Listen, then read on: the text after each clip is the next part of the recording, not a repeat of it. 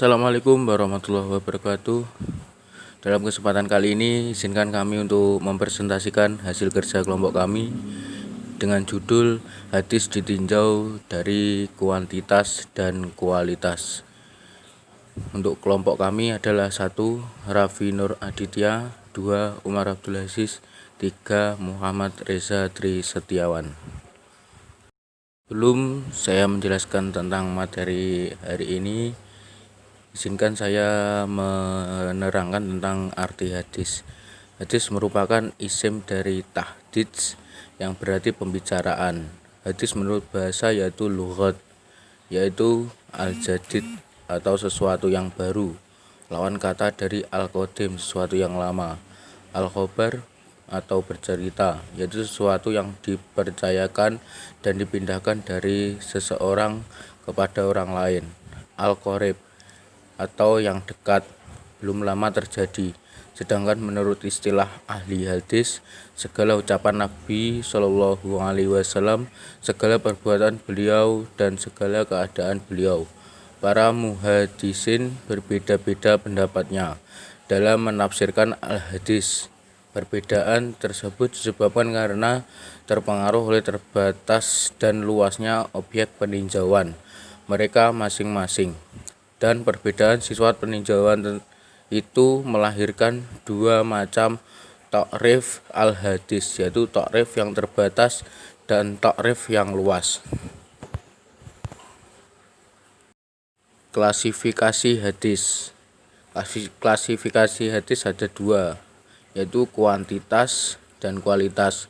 Kuantitas dibedakan menjadi dua, ada hadis mutawatir dan hadis ahad.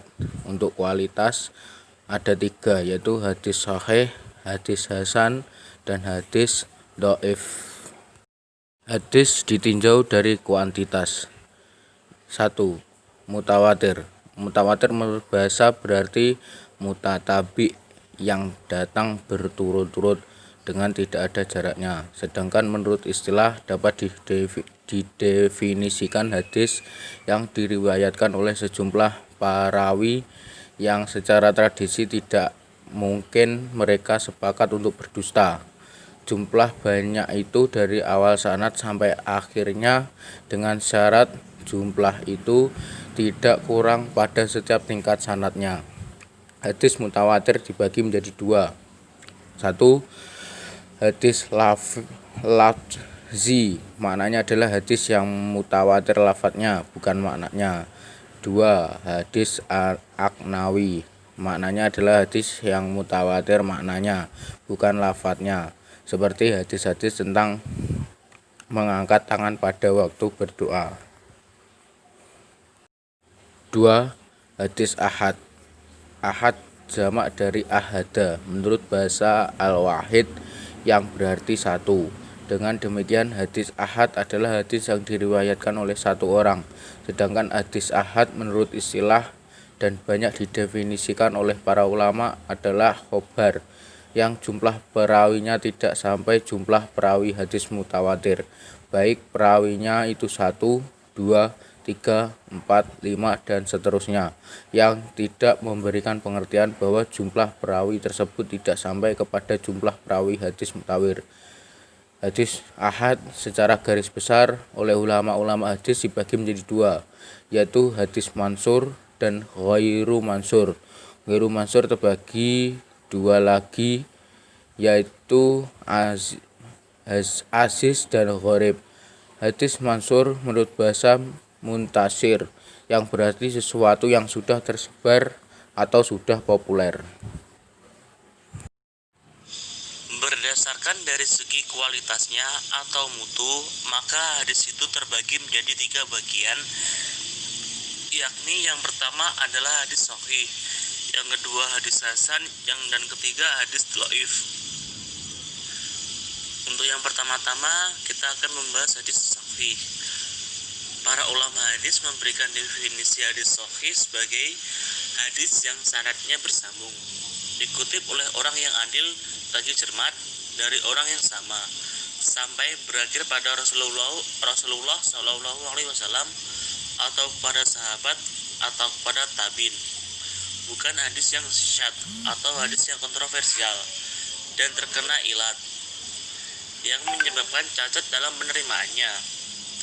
Hadis sahih ini hukumnya wajib diamalkan, dan ulama ahli hadis membaginya pada dua bagian, yaitu sahih lizati dan sahih al-ghori. Perbedaan antara kedua bagian hadis ini terletak pada segi hafalan atau ingatan perawinya.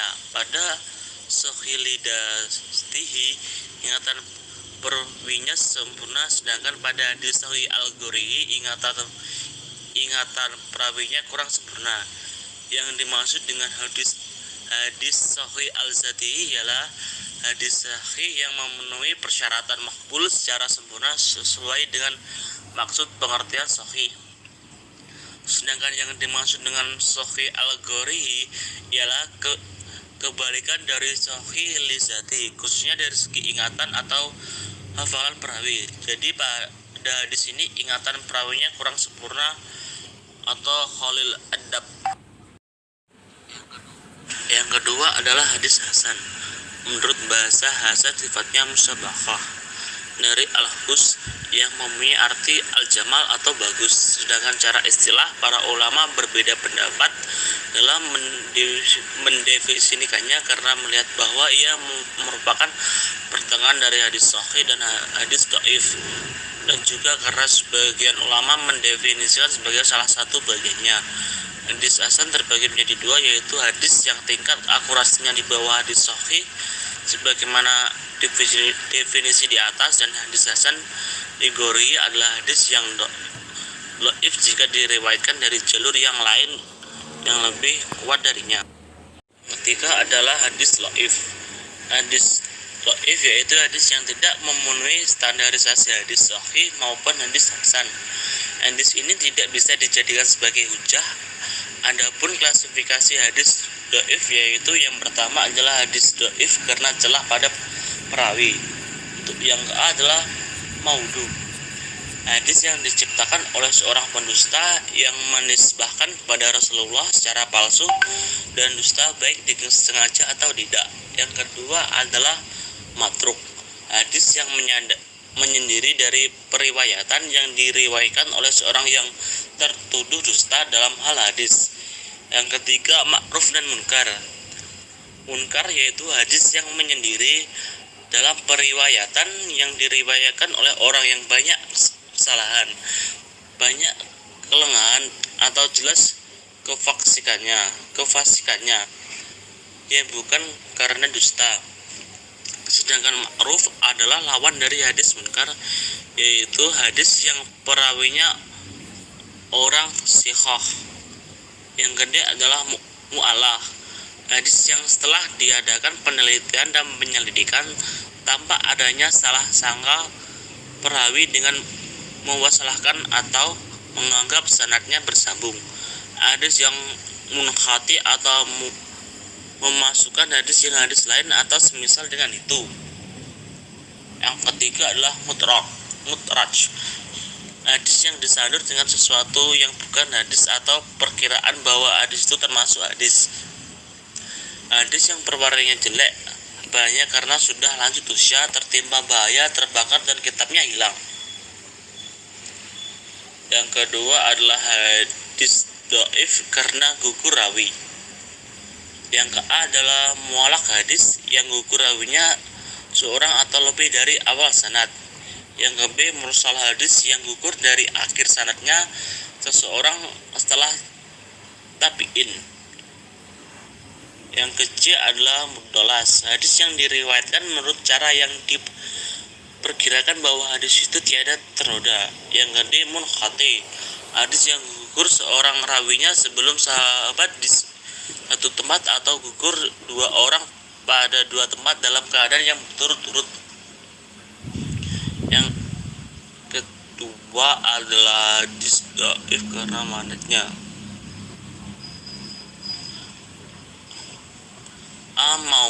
Mauquf, perkataan yang hanya disandarkan sampai kepada sahabat saja, baik yang disandarkan itu perkataan, perbuatan, baik sunatnya bersambung atau terputus. waktu, perkataan, atau perbuatan yang berasal dari takbir serta fokus pada baik syaratnya tersambung atau tidak.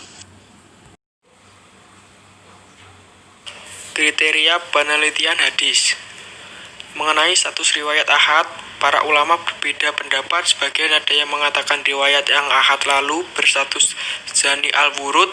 Sebagian lain mengatakan riwayat yang ahad berkualitas sahih berstatus hati al-wurud. Berangkat dari segi ahad tersebut, hadis Nabi yang merupakan sumber ajaran Islam kedua, ada yang hati al-wurud dan ada yang zami al-wurud. Riwayat hati al-wurud terhindar dari kemungkinan salah, sedangkan zani al-wurud terbuka peluang terjadinya kesalahan dan karenanya diperlukan penelitian secara khusus dan cermat. Untuk pemeliharaan atau penjagaan peninggalan Nabi, terutama hadis-hadis beliau yang merupakan sumber ajaran Islam, maka para ulama ahli hadis telah menciptakan berbagai kaidah dan ilmu. Di antaranya kaidah yang telah diciptakan oleh ulama tersebut adalah kaidah kesaksian sanad dan matan hadis, yakni segala persyaratan yang harus dipenuhi oleh seluruh bagian sanad hadis yang berkualitas sahih.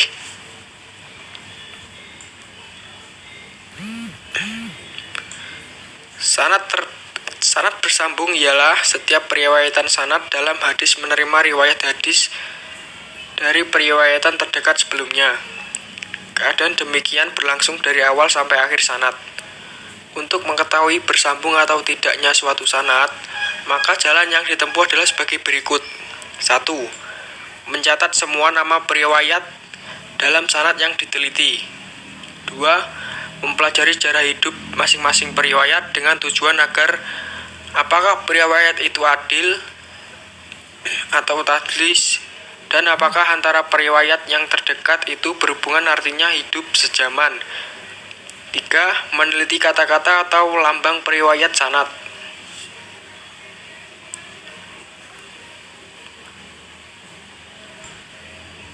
Dengan demikian, apabila ada pertentangan antara periwayat satu dengan periwayat lain yang sama-sama sihat, maka periwayat satu dikalahkan oleh periwayat yang lain karena mereka dinilai lebih kuat.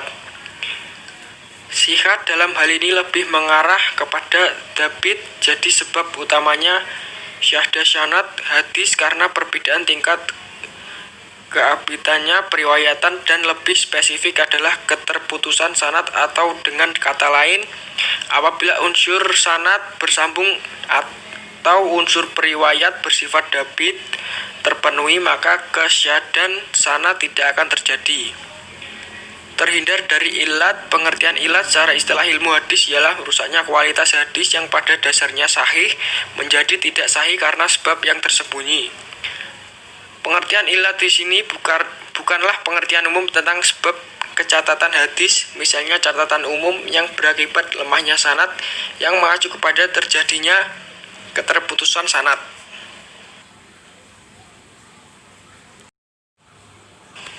Kehujahan hadis.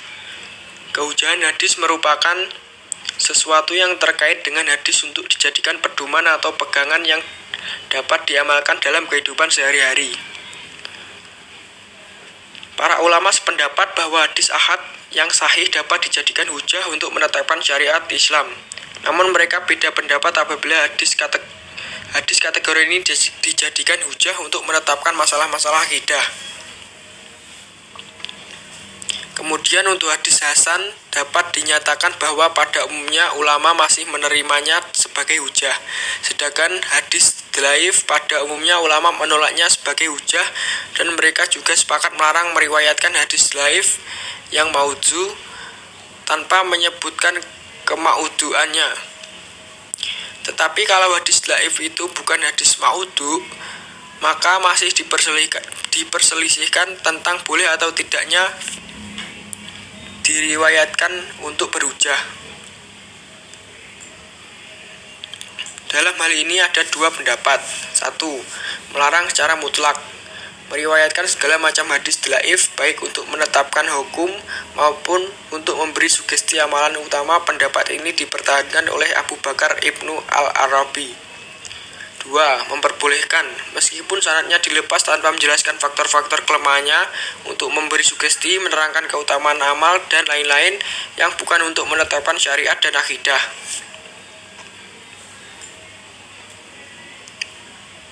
Hadis jika ditinjau dari segi diterimanya dan tidaknya dapat digolongkan ke dalam dua kelompok, yaitu hadis maqbul dan mardud.